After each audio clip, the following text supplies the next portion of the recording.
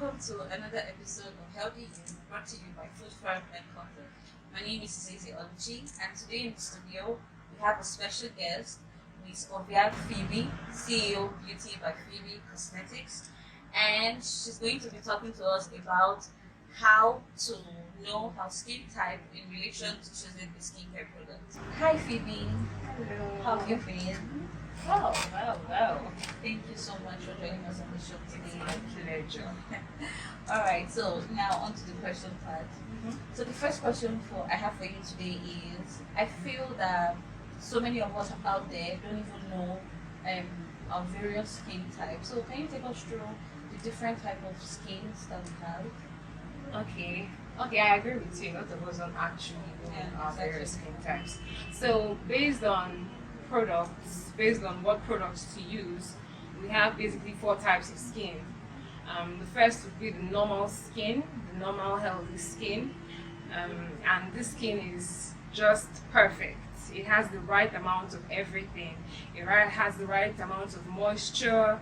It's just the normal. I mean, if you have the normal healthy skin, congratulations to you, because a lot of people are going through a lot, just to achieve that. So moving on from normal healthy skin, we move on to oily skin. Now, this type of skin, it has a lot of oil in it. It's actually always applies. It actually appears shiny if you have oily skin. Your face always appears shiny. There's just usual shine on the between your eye region, your nose. I don't know if anyone might have noticed that, but yes, that's the appearance. It's called shiny skin, oily skin also. And thirdly, we have the dry skin. The dry skin, you have to know it's dry by sense of touch. It doesn't really, the appearance appears dull on like the normal and the oily skin, but mostly it's dry by your sense of touch, because it gives you this dry feel when you touch it. And then if it's extremely dry, it goes further into peeling and cracking and all of that. So yes, that's for the dry skin. And then the last one, you have the sensitive skin. The sensitive skin is prone to a lot. I mean, if you have this kind of skin, sensitive skin, you have to be extra careful at the products you choose to pick. So yes, when it comes to your pick for products, you have to be extra careful. The sensitive skin is prone to a lot of things. So yes, so those are the 4 types of skin. Alright, so me looking at me, so what type of skin do you think I have? You have the normal skin. Congratulations to you. You have the normal skin. From what I can see, you do have the normal skin. Alright, I think I'm lucky then. Alright, so on to the second question. So now that you've taken us through the different type of skins, so I feel that what are the necessary things that we need to look out for when going for a skincare product? Like, what are the important things that we need to know when choosing a skincare product? Okay, that's a very good question. Now, you use your eyes to pick a product, right? Most times when we go on shopping or when you want to buy a product, even on online, you have to go through a vendor's page to pick a product.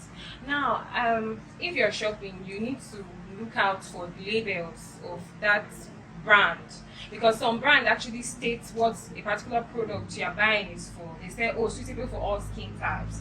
Sometimes they're specific and they tell you suitable for only sensitive skin. So you have to look at the label. Some brands are actually generous enough to specify, but it's just an oversight on the buyer's part not to look.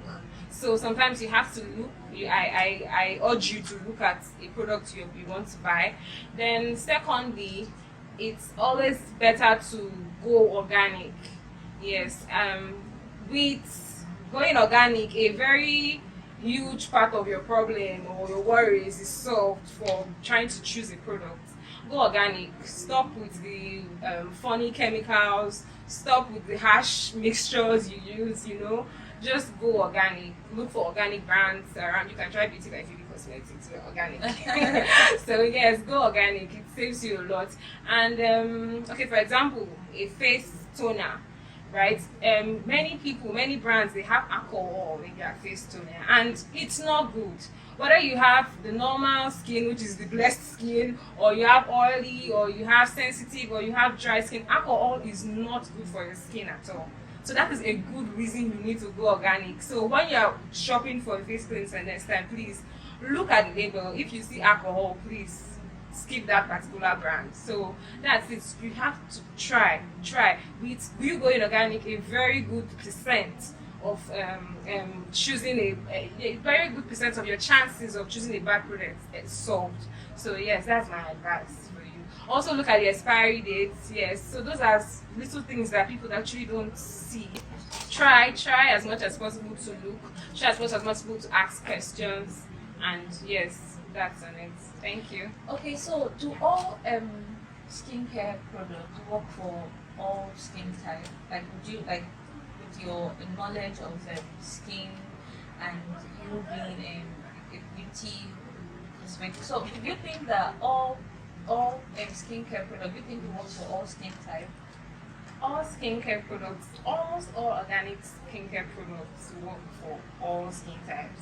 Yes, that's why, like I said, I advise people should go organic. Almost all. The ones that are really quite selective are the regular drugstore cosmetic brands. They are really selective. You start seeing for light skin, for fair skin, for this, they actually specify most of that drugstore brands, most of those drugstore brands. They specify, but yes, for organic therapy, it's easy to say, yes, there are one fits all kind of products in organic therapy. Yes, they are. Yes. Alright, so how do we identify a good skincare product from a bad one? Thank you. To identify a good skincare product from a bad skincare product, you have to, okay, I'm still taking you back to the go organic. Your chances that your organic product is not good for you is very low. So yes, go organic, number one. Number two, your place of purchase of your skincare product. Some outlets or some brands offer testers. Yes, some brands offer testers, so you can actually use testers. Like I'll tell you my own experience. I went out to get something. I had not started my own brand at that time, so I was still buying cosmetics, and I was shopping, so I saw a tester, and wow, I did a little patch test. Yes, a patch test is you just taking a part of the product, a little amount, and applying it to probably your inner elbows or behind your ears. That's a simple patch test, and I did that, and before I could even continue my shopping, I was already being irritated. I was itching badly behind my ears. So imagine if I had bought the whole container, that whole product. It would have just been a very sad story. Been a sad story. So yes, so do a patch test if you can. It helps too in identification of a good product. And read labels, as like I said, read labels as much as possible. The first 5 ingredients for a product makes up 80% of that product. So if you can do a quick Google search on the first 5 ingredients, you are sure, okay, you're on the safe path on that with that product. So yes, you can actually just do a quick search, because Google is all our friend, right? Yes. So Google is our friend. You can do a very quick one with the search, and you are safe. You know you are buying a safe product. With knowing all this, so what do you say is the damages, or would I say consequences, of using a bad skincare product? Oh, the damages. I don't like to talk about Like, this what part, are the but we risks? have to Like, talk yeah, about of using yes, a okay. bad, The risks skincare are product? just two major ones. Number one, you have a bad irritation. You have irritations. I mean, you can have stretch marks, you can have breakouts, you can have rash, you can have spots, acne. It goes on and on. Irritation is irritation. Then two, your skin cells may just be damaged beyond repair. No matter how many products you try, it's not going to work. Your skin cells are dead. So that's one of those are the risks involved in using a bad skincare product. So do you think that stress and what we take in, like the food we eat, do you think it affects, in any way affects our skin? Of course, it's saying what you eat or garbage in, garbage out. Yes, it applies to skincare. Yes, some of our stress routine may affect our skin, and and how the skin appears. For example, the popular eye bag, you don't get enough of sleep and rest, you're gonna have eye bags under, and you're looking for under your eyes, and you're looking for skincare products to take it out. No, all you really need is just rest in most cases. Then a lot of us, we break out when we eat granuts. That's the things we can all relate to. So yes, you get a clearer skin when you stick to the grains and vegetables and do a detox frequently. So yes, you're right. Stress and food diet affects our skin. Yes. All right. So lastly, before we call it a wrap, so do you have any health story, something that you've experienced? Probably maybe you don't want those out there to maybe go through something like that. Like, if it's not going to be something you've experienced on your own. Okay. Growing up, I think so. Yes, I do. Growing up, I was asthmatic, and as a child, I was exempted from a lot of playing, a lot of activities that would have been fun for me to participate in back then. I had to follow doctors' orders, don't do this, don't do that. But at the end of the day, I followed those orders, and it was for my good, because at the end of the day, I can't find asthma anywhere around me. So I think I outgrew it, and I medically handled it as well. So it wasn't really a good experience back then. I wouldn't want anyone to go through all that, but you can outgrow it, and when you are a grown adult, you can't find it there. So yes, I'm just saying it, putting it out, in case there's any parent watching or there's any kid watching, you will be fine. I'm fine now. I'm actually fine. I can do things that they said I couldn't do right now. So yes, you will be fine.